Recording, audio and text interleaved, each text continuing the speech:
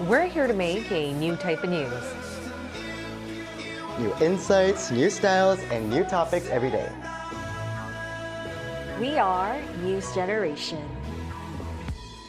Making news just for you. It's April 30th here in Seoul. I'm Shin-Yoon, and you're watching News Generation. Joining me in the studio is Park Gun-woo. Good morning. Good morning. And Choi Ji-hee. Good morning. Happy Tuesday. Now, both are here to speak on behalf of people in their 20s and 30s. As usual, let's start with our news feed, which covers different hashtags and news items that have been trending on social media over the past 24 hours. Seoul City has raised its age gap for discounted climate cards from 34 to 39. This means those between the ages of 35 and 39 as well will be able to use the climate card at the discounted price for $41 a month for unlimited subway and bus rides. The city has been cutting around $5 for public transport users to alleviate relative costs and encourage more commuters to use these options. Since officials rolled out this policy, the number of young users doubled in the space of a month from 130,000 to 250,000 in late March. And the number of people with at least one extra job on the site has increased in Korea. That's according to figures released by Statistics Korea. Data showed that the number of people with multiple jobs in the first quarter of this year jumped by 22.4% compared to the same time last year. Those in their 60s made up the most of the proportion. Next in line were those in their 50s and 40s respectively, and the government attributed more delivery service options to have contributed to such trend. And last year, we saw temperatures in South Korea hit a record high. The average temperature was at 13.7 degrees Celsius year-long, which was the highest figure recorded since 1973. A total of 57.8 days from last year had the highest temperature recorded ever. And because of soaring temperatures, we've seen many weather-related abnormalities. For instance, flowers bloomed 2 weeks earlier than they would compared to 5 decades ago. We also saw 11% more forest fires last year compared to the average in the last 10 years. And the damage caused by last year's forest fires alone also amounted to 3 times the 10-year average. And I would like to ask our panelists in the studio whether they felt for themselves how hotter it was getting these days, and what are your thoughts on the accelerated climate change? Well, accelerating climate change is definitely troubling, and especially because we can witness the effects firsthand. I mean, here in the country, we've seen scorching heat waves, and we've also seen devastating floods and also sporadic rains that used to be only seen in Southeast Asian countries, really. And this is clearly evident that we're seeing rapid transformation in our planet. And as someone who cherishes nature, it's very disheartening to see the ecosystem degrade and some species even vanish. Right. And it's not just about statistics because, like I said, we're witnessing the impact firsthand and around our communities and surroundings. So we're seeing drought-stricken farms, for example, and like I said, floods, and even little islands that are being swallowed by rising sea levels as well. So this may sound cliche, but I think we should really, not just for the sake of the planet, but for the sake of humanity, come together and urgently act, and also remember that we can make differences by acting differently in our daily lives as well. And as you mentioned, it's no longer something that we're just seeing on the news. We're feeling it firsthand, meaning that whenever I go on a walk with my friends, I'm like, it's only March, but it's already so hot. It feels like summer. And South Korea used to have 4 distinct seasons, but now it feels like we only have summer and winter. And Konu, could you relate to that? Yes, so climate change has been an ongoing issue for quite long, and I can especially feel it these days as the weather is getting hotter and hotter each year. And just look at me, I had to roll up my sleeves starting from, like late March, early April. It wasn't like this in the previous years. And when we think of the agricultural products that used to be cultivated in tropical regions, but now cultivated in Korea, and also for the fishery products as well, I can actually feel that the weather and climate is changing rapidly. So I think we need some actions. Exactly. And always we cover on News Gen whenever we talk about climate change, we say that action is now needed. We can't delay this because we're seeing climate change accelerate by the minute we're speaking. And as you mentioned, Ji, it always starts off with little daily habits that we can fix on a daily basis, not ordering too much food in order to reduce food waste, using no longer plastics but reusables. For instance, bring a tumbler instead of using your plastic bottles. It's all those daily habits that count. Now we're going to switch gears to our main discussion topic of the day, and today today we have my colleague Park Kon-woo joining us in the studio because of his recent coverage of Korea's booming dessert market. Now, Kon-woo, why don't you first start our main discussion off by telling us why you've decided to cover this topic in the first place? Yes, of course. So first of all, I was wondering why is this Korean dessert market expanding? And as you can also see on the data on the screen, according to data released by South Korean card company KB Card, the sales recorded at dessert shops domestically have been constantly increasing compared to 2019, from 0.2% more in 2020 up to 61% more in 2023. Along with this official data, I've been noticing so many famous dessert franchises coming into Seoul recently, such as Tim Hortons, Basha Coffee, and many more. So I've also done this coverage to get an answer to the question, why Korea? And many people I spoke to said they would spend approximately 14 to 21 US dollars a day just on desserts, meaning people are spending more on desserts than they would do on their single meals. So as many people are spending so much on desserts, I could truly understand why they are never hesitating to wait those long lines to get their favorite treats. And despite the fact that those desserts are quite expensive. And as a person with a sweet tooth, I welcome this booming trend where a lot of dessert companies and franchises from around the world are coming to Korea. But Chi, did you also realize firsthand that we are seeing a booming K-food trend, especially in regards to desserts? Yes, definitely. So adding to Kon-woo's statement, it's also worth noting that the rapid growth of the dessert market here in the country is largely attributable to the unique characteristics of the MZ generation, because for this generation, food or dessert is not just food, but it's a form of new play. Now, they love to experience and share novel and aesthetically pleasing even desserts, and they share them on their social media to feel connected and also to feel trendy as well.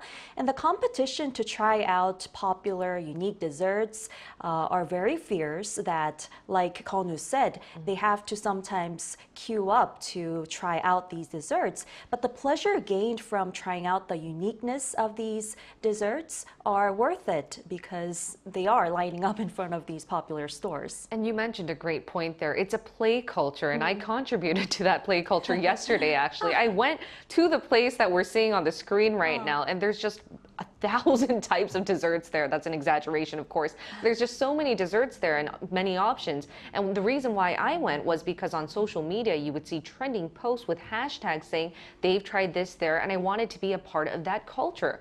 But apart from desserts, there seems to be so many other popular Korean dishes these days. I mean, food culture is always quickly evolving. So especially among our generation, which is the most popular K-food trend right now? Well, in regards to dessert, with the rapidly expanding dessert market, like you said, we're seeing a lot of different options and varieties as well. So there are even all-you-can-eat dessert buffets, like the place you've been to yesterday, and pastries such as tarts, macarons, and dakwas, and even salt bread are they continue to be popular. But also traditional Korean desserts such as yakgwa and those with ingredients that used to be considered enjoyed only by seniors are gaining popularity among the younger generation as well, such as mugwort and black sesame as well.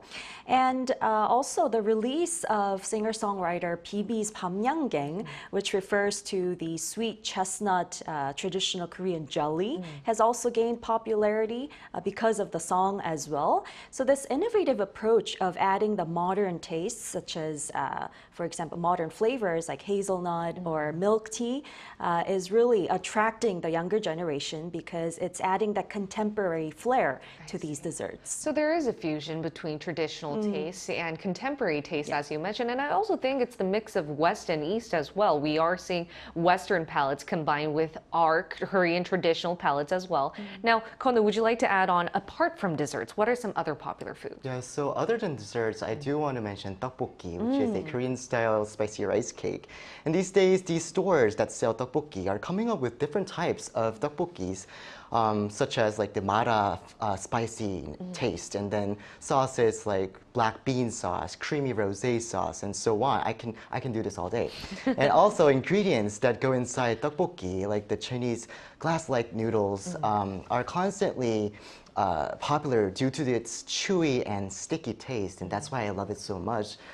I actually want to go get some right after the show. And I think I won't be able to talk more about food trends without desserts. So adding on a bit more about some desserts that are trendy these days, I think yogurt ice cream is one of the most popular things among MZers these days in Korea. And also crookies, which is a croissant that has these chocolate chip cookies on top of it, which is so delicious. So that's one of the most trending desserts these days. I can't stop but smile because I am such a big sweet tooth, and also I love all the food menus that you've mentioned, and I think they're really booming thanks to social media. I mean, I may have not heard about it, but when I get a post from my friend saying, hey, did you try this latest food dessert out? I'm like, I must try it. But then again, as you could see, we are seeing evolving food trends in Korea. Just on NewsGen alone, we've mentioned all the trending food last summer, winter, and now we're seeing desserts boom up. So we're going to be evaluating South Korea's food market. What are some distinctive traits in the trends that we've seen so far, starting with you, Chi-hee? Right, so the Korean market has gained reputation for its agility in embracing new trends and its keen sensitivity, especially to food trends as well. Now, particularly in the digital age, we've mentioned social media a lot. With the advent of social media, accessibility as well as the openness to foreign desserts has become a lot more easier. And it's also demonstrating the market's adaptability and, like I said, openness. And market watchers also attribute the large expansion of the dessert market in the country to value-conscious consumption, especially amid the atrophy of the overall consumer spending. All right, and based on your coverage, Konu, what would you think is affecting the South Korean food market? Yeah, so I do want to mention some things, some factors. Especially I do want to emphasize the impact of social media as well. Because these days, Koreans are so into these mukbang YouTube channels or short videos on Instagram, TikTok, and whatever platform it can be, that shows these new food items on those platforms so that people can get intrigued and so that they can subscribe those channels and those channels can gain more viewers as well. And one other trait I want to share is according to one marketing professor I interviewed. So let's first take a listen to what he said. Due to high stress levels, people have a huge desire for desserts, and many of those have a wide but short trending term. Korean consumers are highly affected by others, so as soon as one item goes viral, it withers quickly afterward. So as you just said, high stress levels among these MZers caused by, well, studies, their work, is leading them to actually find these new desserts. And one other thing was that the so-called ditto consumption trend, which is explained as you choose, I'll follow trend, is very prevalent among South Koreans. So this kind of peer influence actually has huge impact among Korean consumers. And we are seeing rapid ditto trends thanks to social media. We see a picture and we're like, definitely I'll try following that. And we asked our viewers if they could introduce any of their favorite desserts or any food dishes that are booming in popularity in their respective countries. So if you could take a look at the screen, you can find out what 3 of them had to share with us. Let's start with Bowie. Bowie said, there are many favorite desserts in Indonesia based on which province you're in. My favorites are kukar, palm sugar caramel fried cake, espangjo, green dough covered banana served with ice and coconut rice pudding, and onde onde sesame covered mung bean cake. Now Donji said, in the Philippines we have halo halo. It's like a combination of patbingsu and kakigori. SJ said, there are so many desserts in my country, India. My favorite is gulab jamun. It comes with a sweet syrup. So as we can tell, I think all of our viewers are also on board with the sweet tooth trend in their respective countries. But to better find out what it's like in a specific part of the world, we're going to include a fellow millennial that has a lot to say on Korean dishes and their booming popularity. Stay tuned for our live interview.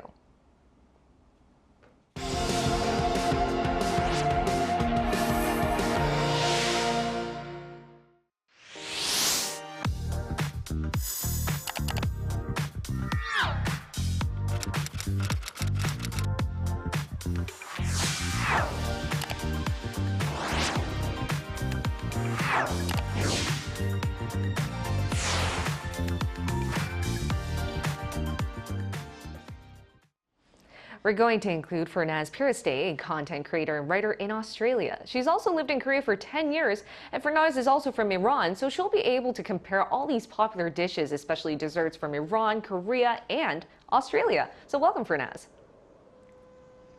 Hello, thank you for having me again. All right, welcome back. Now, we're talking about desserts today, and among many dishes that are booming in popularity, desserts are gaining much traction in South Korea, which is why I have to ask, what's the most popular dessert in Australia, where you're living at the moment, and in Iran? So talking about Iran, of course, it's a very big country, and so different parts has so many different kinds of desserts. So it's really hard to pick just one. But if I want to mention only one dessert, shole zard, which is one of the most famous desserts in Iran. So shole in Persian is it means soft, and zard means yellow. So shole zard is a rice pudding made with rice, of course, sugar, cardamom, cinnamon, and saffron, which is a very Iranian ingredient. And I actually heard that recently it has become more popular in Korea, and they mix it with kimchi and soju, which is very interesting to me. I really want to try it. In case of Australia, of course, it's a multinational country, and so there are so many different kind of desserts from different countries here, from different nationalities. But if I want to mention one Australian dessert, I can mention pavlova. So pavlova is a meringue-based dessert, which is like it's like a circular cake with meringue outside and crisp and soft inside, which sometimes they decorate it with fruits, of course, and jam. Now, Kono, would you like to ask the second question? Yes, so Fernez, have you ever tried any, special Korean desserts or dishes? And if so, please share your experience. Well, living in Korea for 10 years, of course, I've tried so many different kinds of Korean desserts, which I love them and I miss them so much. But I can say that my most favorite Korean dessert is definitely bingsu. It's a little bit chilly here, so probably not good for this season, but I love bingsu, which of course it's like shaved ice, and on top of that there is syrup, and that was a culture shock for me first time when I saw bingsu with the red bean paste on top of that, because as most foreigners thought in the beginning, I heard they thought that it's a chocolate syrup or something like that. So definitely when I tried it first, I did not expect that taste, but I actually liked it. But more, I like the probably fusion version or like more modern version, which has fruits on the top, and I really, really like it. And I'm so happy that I could find a branch here which has Korean bingsu. I see. I see. Well, other than bingsu, and earlier you mentioned this Iranian delicacy with kimchi and soju. Other than those, other than those, are there any ones that you want to try out in the future? Well, in Korea, I've tried different desserts, as I mentioned, and I would love to try them again. Sometimes hot dog was something that I really liked. It's a street food. It's of course a type of filled pancake filled with different kind of nuts, and I would love it when I walked in the streets like Shijang's traditional markets, and they would just give it out. And also in Chuseok, when they make songpyeon, I love their different kinds of shape and different kinds of colors. So I can't wait probably to go back and try those kind of desserts again. I can tell that you're tilted towards more the traditional palate in Korea, where you like traditional rice cakes and even patbings, or red bean shaved ice. So it's really nice to hear that. And thank you so much, Fernaz. It was a pleasure talking to you today again. Thank you so much for the chance. It was lovely to be in your show again. All right. Now, based on our interview with Fernaz, you can tell that everyone has different palates, everyone has different preferences, which is why it's so hard to read into this rapidly changing food market trend in Korea. And Kono, as an econ correspondent, I think you might have your own insight as to whether seeing this rapidly changing food trend could have an impact or even a toll on us. Would you like to share your analysis? Yes, of course. So Just thinking from the consumer's perspective, and also based on the interviews that I've done with those consumers, they were actually welcoming these rapidly changing food and dessert trend because they could try all sorts of foods much quicker. But when we think of the opposite side, when we think of the business owner's perspective, especially when we think about the Chinese sugar-coated fruit snack Tauru case, compared to when hundreds of shops used to open last year, many of those stores are now closing due to the rapidly changing trend, leading people running those shops having a hard time. And there were similar cases in the past as well, such as the honeycomb ice cream and Taiwanese Castella. So personally, and also referring to an expert I interviewed, it'll be important for businesses to think of the longevity of their products in terms of popularity in order to keep their stores open for a longer period. And I think that's really important because sustainability is the way to go. And keeping that in mind, what is the next food trend that you're looking forward to? Well, I think in Korea, more exotic combinations will appear because the younger generation, like I said, they like unique experiences and they share this among each other. And so some foods or desserts that may not seem palatable, like odd combinations such as mugwort ice cream or even cilantro cake, etc., could be popular. And I think moving forward, we'll see more of these exotic combinations. And in order to see those exotic combinations, I do hope that nowadays we are seeing K-food boom in popularity. But what I'm hoping to see is K-ingredients boom as well. Maybe, hopefully, local food products could be used, and then we can see it being imported to different parts of the world. And hopefully, we'll see combinations not only just here in Korea, but around the world so that K-desserts pave a new way. Now, in the meantime, we'll be here every day from 9:30 to 10 a.m. Korea time, bringing you more topics young people are talking about. Special thanks to Park Gun-woo Always a pleasure. and Choi Ji-hee. Thank you. All right, and thank you ever for watching. We'll see you tomorrow. We are News Generation.